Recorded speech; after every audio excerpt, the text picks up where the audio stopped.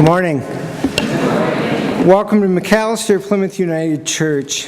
Today, in addition to sharing our joys and concerns through our time of worship, we also celebrate the fact that for 17, 18, 19 years, we have been invited to be a part of the lives of the young people you see to the right of me, whose stuff is on the communion table to the left of me. And so let us join together first in a moment of silent prayer and meditation to continue to prepare our hearts for worship, and then let us give thanks for all the gifts God has given us.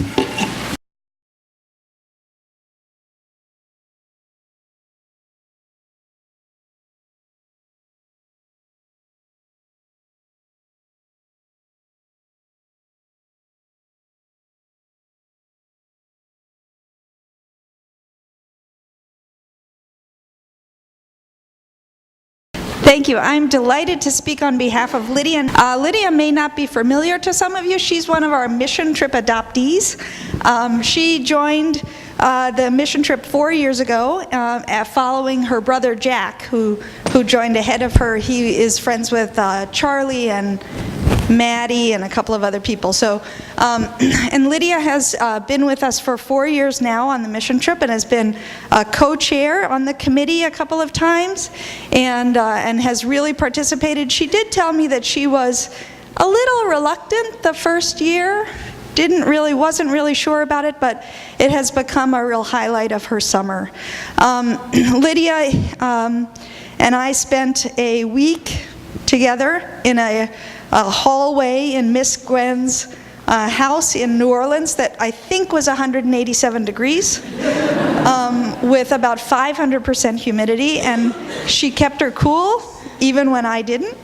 It was a little tense there a couple of times, and Lydia managed to stay on top of it, so I really appreciate that. Lydia is headed to Luther College next year, and we really appreciate everything you did for us, and thank you so much for blessing us.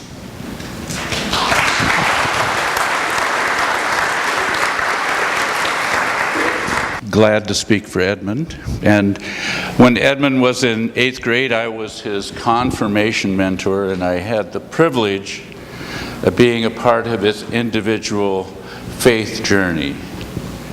Edmund has attended Mac Plymouth since he was a child, and he loves the openness, acceptance of this church, participated in all of the activities that the youth have had, and he's looking forward to going on his 4th mission trip in June. Edmund is graduating from Central High School. His passion since he was young has been music, and he is an accomplished jazz drummer, having taken private lessons since he was 9 years old, and he is a member of the Central Jazz Band and has been since his freshman year. Edmund, who speaks French, will be attending McGill University in Montreal, Quebec, majoring in jazz studies. I feel a very special bond with Edmund because my son's also a musician, and I know the dedication, hard work, commitment, and focus that it takes to be a skilled musician. I am happy to be able to stand here and speak for this amazing young man. I respect his free spirit, his willingness to question things, his good nature and friendliness, his kindness to people, and his creativity and passion for music. Edmund, it's a pleasure to know. And you. Thank you.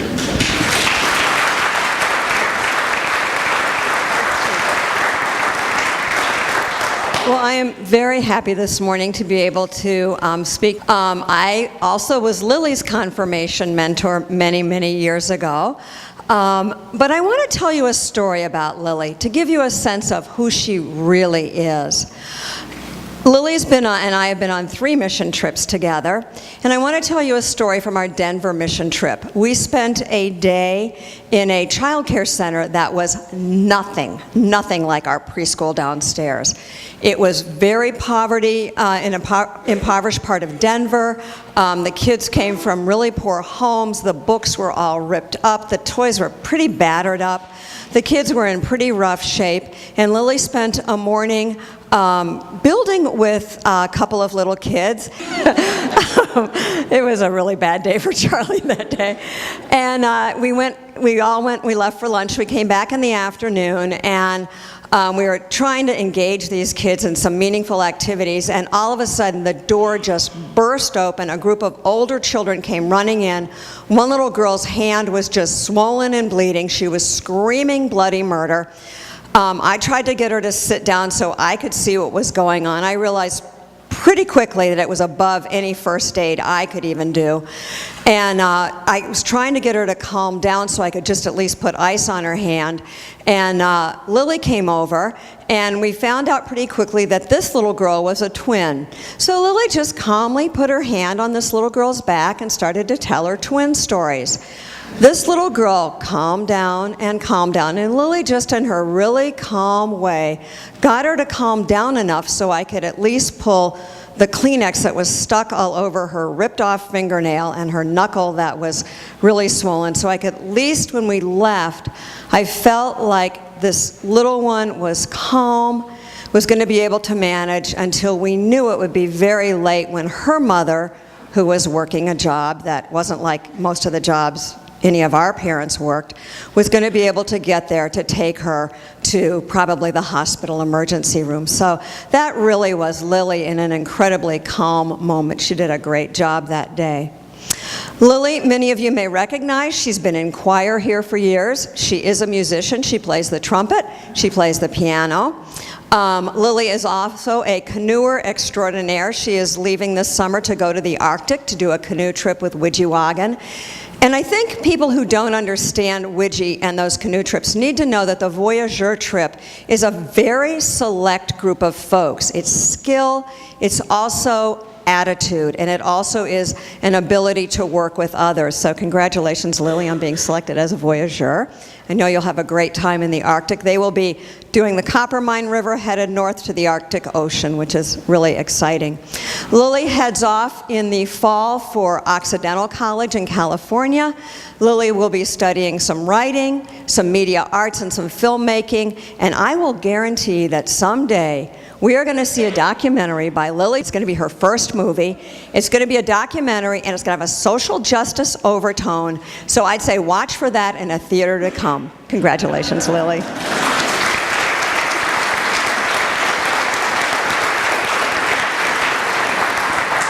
Well, hi, I'm Karen Vento, and I'm really thrilled to introduce you to Jimmy. I've actually known Jimmy since he was 5 years old. He and my son Dan were on the bus together when they came back from kindergarten, and there was a hugely traumatic incident on the bus that year. Apparently, somebody was singing "If You're Happy and You Know It," and they ran out of things to insert there, so they just came up with their own body parts and traumatized the bus driver quite a bit. Jimmy's been singing ever since. Only now he tends to sing what's written on the page. He's been a big part of our family life. He comes in the back door and makes himself at home in our basement, and we love that. Jimmy has been a big part of the Minnesota Boy Choir. I'm sure you've heard him singing here at church. He's part of the National Honor Society at Central High School. He is going to go off this coming year on a gap year, a year of self-exploration. He's going to take a screenwriter's class from UCLA this summer, explore a variety of colleges. He has a keen interest in filmmaking, so he's going to explore that this coming year, travel to Spain, and then upward and onward from there, right? Yep, okay.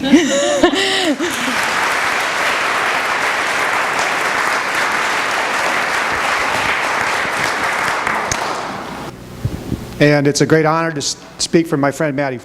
As I was conducting extensive background interviews for this assignment, I talked to a kid who described Maddie as the center of a spider web, but then pointed out that that doesn't mean she eventually eats the kids caught in the web. It was really about an ability to be a connector to lots of different kids, to be a source of support and love for lots of different kids, and it really means that she's trusted. Maddie's been a big part of our spiritual house here, very active in youth mission trips. She's been co-chair the last 2 years. At the mission trip committee, she's really well known for her notebook. She's forever writing in her little notebook. And she's described it as, she keeps notes, she takes lists, random thoughts, some ideas, some drawings. But I have a mental image of the file she keeps at her house on all of us and the silly and stupid things we've said. And after 4 years, it must be a pretty big file on the Reverend Tom Ewald, I'm thinking. But if you work with Maddie, you know that her to-do list gets done. And for a 17-year-old, that's about as strong a praise as you can have. The to-do list gets knocked down, she gets things done. She also talked about how she uses her notebook to make a college choice. She's chosen to go to Lewis and Clark in Portland. She's on the pro side. She's probably listed the buying new neoprene boots for the weather. And she thinks she may study environmental studies, a little bit unsure yet, but one of her passions is environmental activism. She's been very involved at the Roots and Shoots Club at Central High School. She's also been a Widgie kid, with Lily, done the wilderness.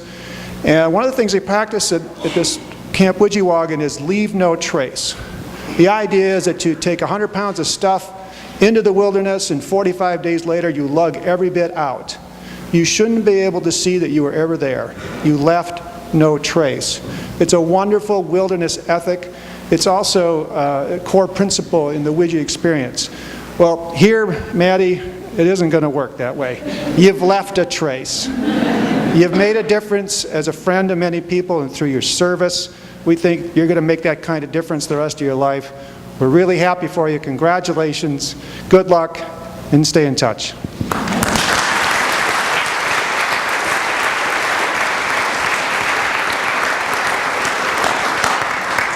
Hello, I'm Stan. This is Julia. And I was very honored to be asked by Julia to talk about her today. And my initial reaction was like, woo! And then I kind of walked away and I was like, wait a minute, she's graduating? 10 years have gone by incredibly quickly, and thinking back, she's been a part of all of my 10 years since I started here at Macalester. So we have a very kind of long connection. And it's all been, it started musically, and then kind of blossomed from there, and I've just kind of been watching, before rehearsals, after rehearsals, doing her doing all this wonderful stuff. And so I just wanted to share some of those things that I've seen in her that I've never really voiced before, but I'm going to do them in a somewhat musical kind of way. So you all know the solfege scale, do, re, mi, fa, sol, la, ti, and then do. I got a little point for each of those. Some of them are very short, and some of them got a little creative, but just bear with me. So do. Do whatever you can to stay true to yourself. Ray. You have always been a ray of positivity and optimism for those around you. Please stay that way. Me. Julia is always concerned for the well-being of others, family, friends, casual acquaintances, and the phrase, "it's all about me," is not in her vocabulary, and it shows. Fa. Don't forget your roots, your father, mother, siblings, family, friends, your church family. All of them played a part in helping shape who you are. Don't forget that. Soul. As you venture off and obtain valuable new knowledge and experience college life, be prepared. I know you have already established some plans for what you plan to do at school, but sometimes those well-laid plans don't go as expected. So what? Keep smiling and be optimistic, like I know you are, and you'll make it through any obstacle that life throws your way. La. You have a knack for making people laugh. In fact, I've never known you to not be a little bit giggly, even in some pretty serious situations. So keep laughing, please. And finally, T. Julia has plans to go to Grinnell College in Grinnell, Iowa this fall, where she hopes to become involved with, or continuing to be involved with playing oboe, singing, soccer, performing, and environmental activism.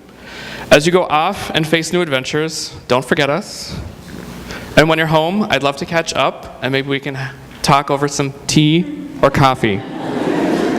We'll miss you, and good luck.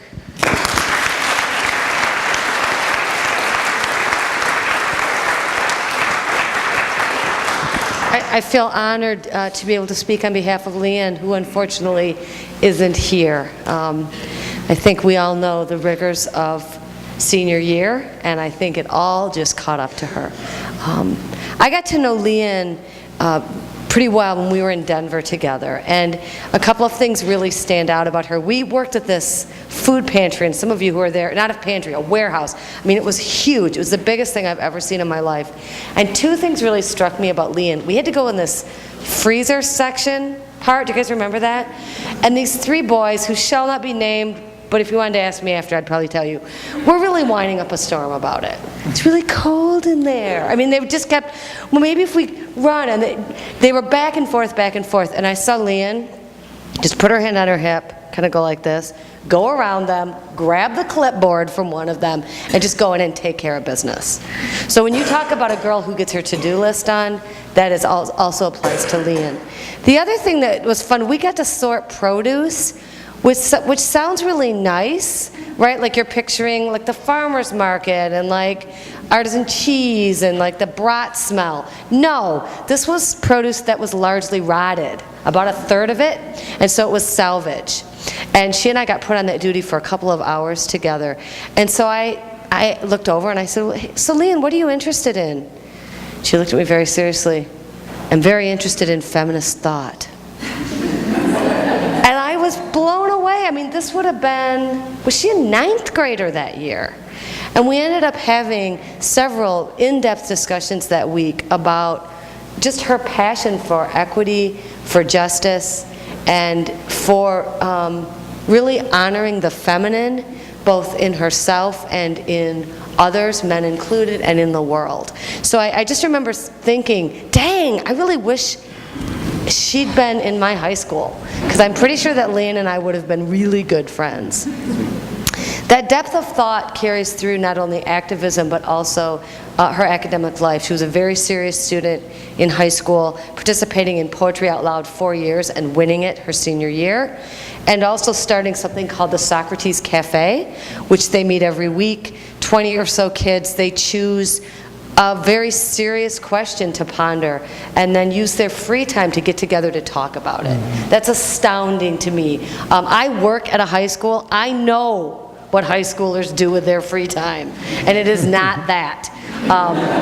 So I think Leanne is just an exceptional young woman, and her plans are to head off to Grinnell also in the fall. So I wish her all the best, and we're going to meet for chai after this since she wasn't feeling well today. But if some of you haven't had a chance to have a conversation with Leanne, I really encourage you to do it, because you are going to be amazed.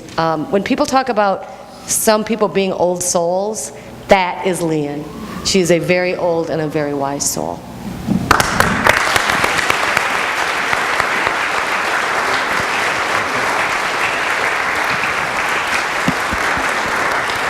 So as we close this out, I invite the congregation to close your eyes for a moment and think about a graduate in your life, or somebody going through a time of transition, or one of these youth, and what hope you have for them for the future. And then let us close together in prayer.